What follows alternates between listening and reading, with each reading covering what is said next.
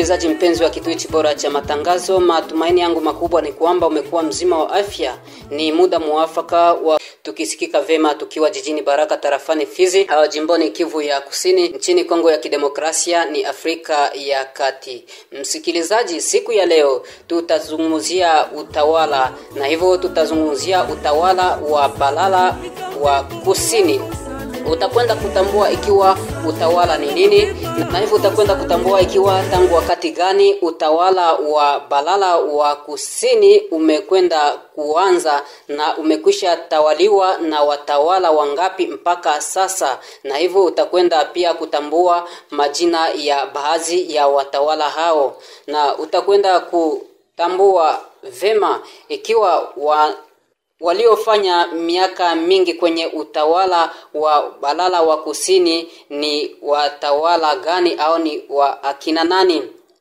Na hivyo utakwenda kutambua majina ya baadhi ya watawala hao, na pia utakwenda kutambua ikiwa mtawala gani ambaye alifanya mambo mazuri ambao yalikwenda kusapotiwa na wale ambao ni wakahaji wa eneo hilo. Na hivyo pia utatambua kutakuwa angalau mifano ya mambo mazuri ambao alikwenda kuyafanya, na hivyo utatambua ikiwa ni nyumba gani ambao inakuwa na uwezo ya kupana wami au nyumba tawala.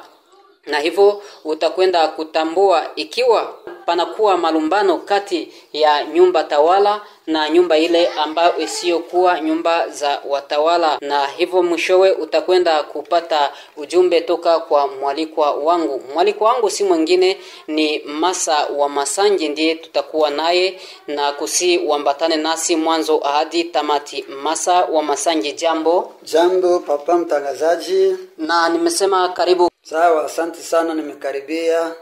Na bila shaka hautaweza tusisite ikiwa unaweza kujiunga pamoja nasi. Tutakwenda kutamatisha tukiwa sote pamoja, na moja kwa moja tunaanza na swali letu la kwanza ambalo linasema ikiwa utawala ni nini, ndugu Masa wa Masanji? Asante ndugu mtangazaji Elochi Mtambo Prince kwa swali hiyo. Mimi kama mwanahistoria, utawala ni nini? Nitajibia zaidi utawala wa asili ni nini. Utawala wa asili ni mamlaka ambayo mtu anapewa na jamaa kwa ajili ya kuongoza eneo lake au eneo la groupement yake. Hiyo ndio utawala wa asili. Ni mtu anapewa, ni mamlaka ambapo mtu anapewa na jamaa la utawala la asili ya kwao ili aongoze watu katika eneo la kwao. Asante sana. Naam, asante. Na labda tuangazie swala lingine swali lingine ambalo linasema ni tangu mwaka gani ambapo groupment ya Balala wa Kusini imekwenda kuanza na kuanza kupewa watawala kama vile unazungumzia watawala wa asili? Asante sana ndugu mtangazaji Locho Mtambo Prince kwa kuniuliza swali hili. Utawala wa groupement ya Balala au groupement ya Balala City ilianza tangu mwaka wa 1933. Kuna baadhi wengine wanasema groupement za sekta za Fizi au territory ya Fizi groupement zilianza kama mwaka 1937. Hapana, ni tangu mwaka wa 1933. Sasa katika historia mimi kama mwanahistoria ambapo nilisomea historia ya Balala zaidi kwenye chuo hapo Baraka ESP Baraka, wanasema kama tangu mwaka 1910 zilikuwa tawala za ukoloni. Za ukoloni zilianzia pale vile, yani walikuwa wanaziita lugha za Kifaransa les représentants des indigènes. 1910 mwaka 1910 watu walianza kupewa uongozi wa utawala wa kibeleji wa kinguvu, lakini ukamilifu wa magroupement yetu ya territory ya Fizi walizikamilisha tangu mwaka wa 1933 ndio mwanzo wa groupement ya Balala msekta ya Mtambala. Asante ndugu mtangazaji. Naam, asante sana. Ni namna hivyo tunaendelea tukiwa tukisikika vema kwenye 96 mkato sufuri FM pekee. Labda Masa wa Masanje, ungeweza kuonesha baadhi ya majina ya watawala ambao tayari wamekwisha tawala groupment ya Balala wa kusini. Asante ndugu mtangazaji, Elocho Mtambo Prince kwa swali hiyo. Ni kweli tangu mwaka wa 1933 groupement ya Balala Sud isa tawaliwa na wami saba. Na mwami alianza groupement ya Balala wa kwanza kutawala groupement ya Balala aliitwa Mwami Milingita Ngingi. Wa pili baada ya Milingita Ngingi kufariki, aliyemgomboa wa pili aliitwa Abanji Milingita. Baada ya Abanji Milingita kufariki, watatu aliitwa Ramazani Komakoma Embete Milingita. Ndio baba yake ya huyo shefu Mateso aliyopigwa masase, baba yake alikuwa mwami wa tatu. Wa nne alikuwa Shabani Njoku Milingita. Huyu Shabani Njoku Milingita yeye ndio alikuwa baba yake ya Nyembo Milingita. Baada ya Shabani Njoku Milingita kufariki, mtoto yake Nyembwe Milingita akawa mwami wa tano. Nyembo Milingita akawa mwami wa tano, mtoto wa Shabani Njoku Milingita. Mwami wa sita akawa Masumbuko Bini Milingita. Baba yake ndio alikuwa mwami wa tatu, walikuwa wanamuita Ramazani Komakoma Embete. Mwami wa sita alikuwa Masumbuko Bini Milingita. Mwami wa saba ambapo tuko naye kwa leo anayeongoza groupement ya Balala ni Ngena Milingita Nyembwe. Ndio wami saba ambapo ametawala groupement ya Balala tangu mwaka wa 1933 mpaka leo mwaka wa 2023. Asante ndugu mtangazaji. Na barabara kabisa. Ni namna hivyo kipindi Chunguza Historia kipo hewani. Masa wa Masanje amekuwa ni mwalikwa wangu, Elocho Mtambo Prince ni mimi, na ni namna hivyo Masa wa Masanje. Swali lingine linauliza kwamba unajua wakati mtu anapotawala, mtu anapotumika, ni lazima awe na madhaifu na mapungufu yake, na huenda tuangalie kwanza wami waliotumika miaka mingi kwanza katika utawala wao walikuwa ni wami wangapi? Asante ndugu mtangazaji Elocho Mtambo Prince kwa swali yako mzuri kama ile. Tunasema kati ya wale wami saba ni mwami gani ambapo alitawala miaka kushinda wami wengine? Mwami aliyetawala miaka mingi kushinda wami wengine alikuwa mwami wa sita. Mwami wa tano ambapo anaitwa Nyembwe Milingita. Nyembwe Milingita yeye alitawala miaka 32 akiongoza groupement ya Balala. Wa pili kumfuatilia miaka zaidi alikuwa mwami Masumbuko Bini Milingita. Yeye alifanya miaka 14 kuongozi wa groupement ya Balala. Yaani ni wami wawili ambapo walikawia sana.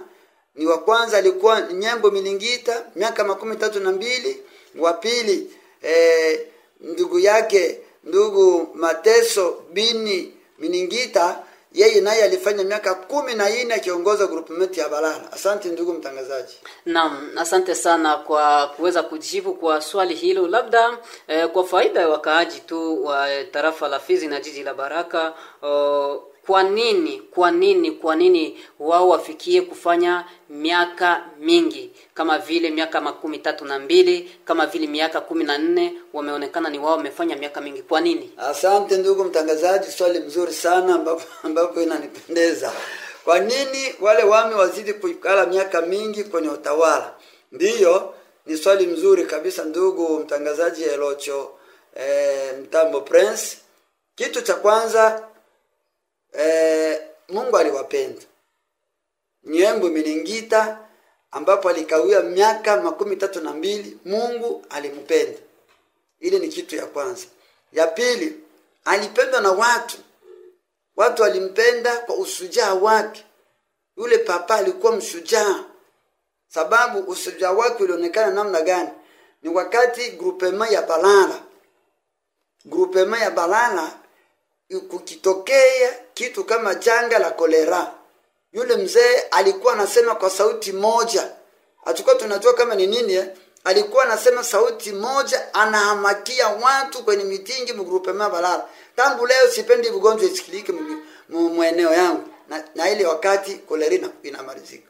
Akifika kwa mtu, wakati mtu yuko na magonjwa ya kulogwa na anafikiria pale, anahamakia ile jamaa, huyo mtu nisikie anapona papa, mpaka ile mtu ile mwaka hata kufa na ataishi tu. Kwa hiyo watu walimpenda. Kwanza Mungu alimpenda, na watu walimpenda kwa usujaa wake. Ikaonekana huyo bwana hakuwa na ya tatu, tuseme hakukuwa na matatizo na watu, hakuzishaka kitu shamba ya mtu au parcele ya mtu au kuchanga mawazo ili tuue mtu fulani kwa eneo yake. Hapana. Yaani utawala wake ulipendeza watu na Mungu. Asante sana ndugu mtangazaji. Naam, asante sana kwa kuweza kujibu. Na labda swali lingine ambalo limekuwa hapa, ili kuweza kupekua kuweza kutupekue tuangalie huko na kule, mtawala ambaye aliyefanya mambo mazuri kati ya watawala ambao wamekwisha tawala groupement ya Balala wa Kusini, anaweza akawe ni wa akina nani ambao walifanya mambo mazuri? Asante ndugu mtangazaji. Swali mzuri sana la kupendeza. Wakati unauliza ni mtawala nani alifanya mambo mazuri ya kupendeza watu, mimi nitakutajia watawala watatu ili wapate kuelewa mzuri, ama wasikilizaji wapate kutuelewa vizuri. Katika groupement ya Balala ambapo mikwisha kutawaliwa na wami 7, kuna wami watatu ambapo walifanya vitu vya kupendeza watu. Mwami wa kwanza ambapo alitumika kwa usujaa na kupendeza watu alikuwa Mwami Shabani Njoku Milingita. Kenya alifanya nini? Aliwakilisha Balala kwa wazungu bila woga. Alitumika na wazungu bila kuwasikia woga. Ijapokuwa ile wakati ilikuwa mwami kukamata watu, kupatia wakoloni ili wabebe watu katika utumwa, yeye alikataa kupeleka watu katika utumwa. Eneo yake watu hawakukamatia wako kwenda kwenye utumwa. Wa Kifaransa wanasema, wazungu wanasema esclave. Yeye alikatalaka. Batu Mubalala, watu wengi katika groupement yetu ya Balala hawakwenda kwenye utumwa, wakati Shabani Njoku aliwakilisha ama aliongoza nini? Aliongoza groupement ya Balala. Yaani alikuwa mwami mwenye hakukuwa na woga. Na maana unataka ongea kwamba alikuwa shujaa? Alikuwa shujaa mbele ya wazungu, sababu watu wake hawakubeweka katika utumwa. Lakini wame wengine utakutanisha kuku watu wengi katika nchi ya Kigoma, Ujiji, Tabora, wenyewe walitokaka maeneo ya wame walikuwaka, lakini walishindwa kutetea watu wao na wazungu wakawabeba. Ile katika historia ya Balala, Shabani Njoku naye alitumikaka vizuri kwa ile njia. Mwami wa pili ambapo alitumika vizuri na watu wakapendezwa naye ni mtoto yake Nyembwe Milingita.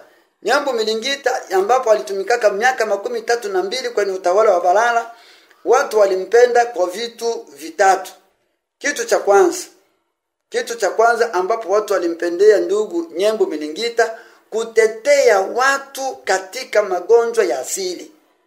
Kutetea mtu magonjwa, walozi wanatomboka na bulozi hapo kuanza kuleta magonjwa yapo ya kuua watu kwa njia isiyokuwa mzuri. Alikuwa anasimama na anasema na anakemea kitendo kile. Ni ile habari ya vifo kuwa nyingi katika groupement ilikuwa inapunguka. Ile ni kitu ya kwanza ambapo watu walimtambua, waliona mtu mzuri. Jambo la pili ambapo Nyembo Milingita alifanya. Nyembo Milingita centre de santé ya Katanga, centre de santé d'etat ya Katanga, hivyo ili njia kwenda kusoko unapita pale kanisa Katolika, unashuka ile soko ya Kabambe, wakati unashuka ile centre de santé yeniko pale.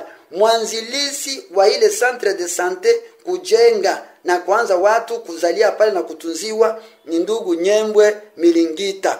Papa ni yeye mzee alifanyaka ile. Ni yeye mzee alifanyaka ile kazi ilikuwa pale.